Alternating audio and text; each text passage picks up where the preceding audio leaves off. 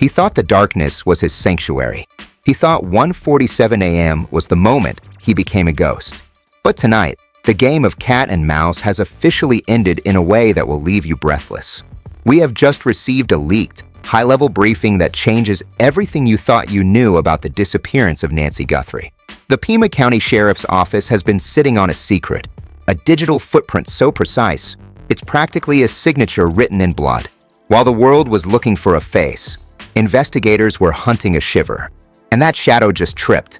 A SWAT commander, speaking behind closed doors in a session that was never meant to reach the public, has confirmed the one thing the kidnapper feared most. They didn't just see him, they captured his soul through his movement. But that's not even the most terrifying part. The real mistake? It wasn't what he did inside the house. It's what he did 3 weeks before he ever touched the door.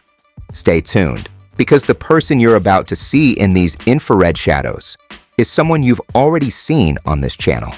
To understand the sheer gravity of this fatal mistake, we have to go back to the quiet, sun-drenched streets of Tucson, Arizona. Nancy Guthrie wasn't just a victim. She was a pillar of her community.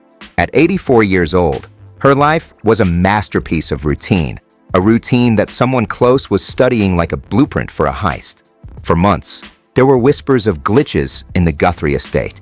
Security logs, which we've exclusively obtained, show a series of sensor blind spots dating back to early January.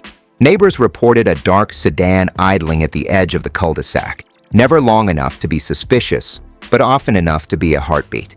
This drama was inevitable. The Guthrie family tree is stained with a bitter, multi-million-dollar estate dispute. Sources hint at deleted emails and heated holiday arguments where Nancy told a friend, "I feel like I'm being watched." She wasn't paranoid. She was being hunted. This wasn't a crime of passion. It was a cold, calculated execution by someone who knew exactly which floorboards creaked. But even the best architects forget one thing. The ground always remembers the weight of a killer. 1:47 a.m. The porch camera flickers. A technical failure? No, a surgical strike. The motion lights, usually bright enough to wake the dead, stayed dark. Inside, Nancy was taken from her bed with such precision that not a single picture frame was tilted. It was a 41-minute vacuum of pure terror. But here's the first explosive twist. When the SWAT team analyzed the glitch, they realized the camera hadn't failed. It had been hijacked. The suspect used a high-end signal jammer linked to military-grade hardware. This wasn't a street thug. This was a professional. As they enhanced the infrared frames, they saw him, a silhouette crossing the yard. He didn't scan the area. He moved with the confidence of a man walking through his own living room. But then, the fatal mistake. As the figure stepped over a small decorative stone, his foot turned outward at a precise 12-degree angle. It's a rare medical signature known as a persistent gait deviation. Investigators gasped. This wasn't just a walk. It was a biological ID card. And when they cross-referenced that walk with footage from a local gym 2 weeks prior, the match was 99.9%. The monster wasn't at the door. The monster was already at the dinner table. As news of the gait analysis leaked, social media went into a total meltdown.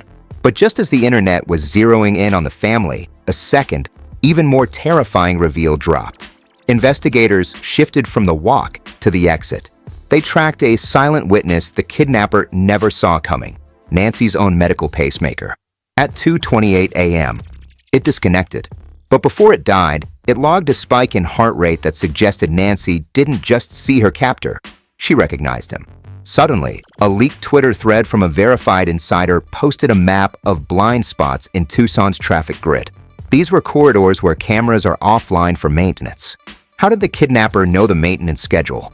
Because he was the one who helped install the neighborhood security system. The industry backlash was immediate. Security firms are being grilled, and leaked photos of a vehicle under a tarp in a nearby garage have surfaced. The soil in the tires matches the rare mineral composition of the desert exit route. The noose isn't just tightening, it's snapping shut. But there is a third mistake that makes the vehicle look like child's play. The world is split. On one side, the loyalists claim this is a high-tech frame job. On the other, the realists are demanding an immediate arrest. If the walk matches and the car matches, why is he still walking free? Demanded one top true crime YouTuber in a viral live stream. Celebrity reactions are pouring in. Major Hollywood stars are tweeting prayers for Nancy, while subtly shading the one family member who has been suspiciously quiet. News reports are flashing breaking updates every 20 minutes. A fake news clip showed a person of interest being led into a private building for questioning. His face was hidden, but the internet immediately spotted that outward-turning foot. The division is fueling a firestorm. But a new leak suggests the ransom email was actually sent from a device inside the police command center. Is the kidnapper one of the people hunting him? This is the moment everything flips. We've talked about the walk, the car, and the waiting. But the final mistake, the one investigators just revealed in a leaked memo, is the most chilling of all. It wasn't a digital ping. It wasn't a footprint. It was a sound. In the seconds before the camera glitched, a high-frequency audio sensor on a neighbor's smart device picked up a whisper. For words that weren't a threat, they were a greeting. The voice whispered, "I'm here for you." Forensic audio experts just finished a voice print match. The results? They didn't just capture his walk, they captured his vocal DNA. But here is the cliffhanger. The voice print doesn't match the son. It doesn't match the grandson.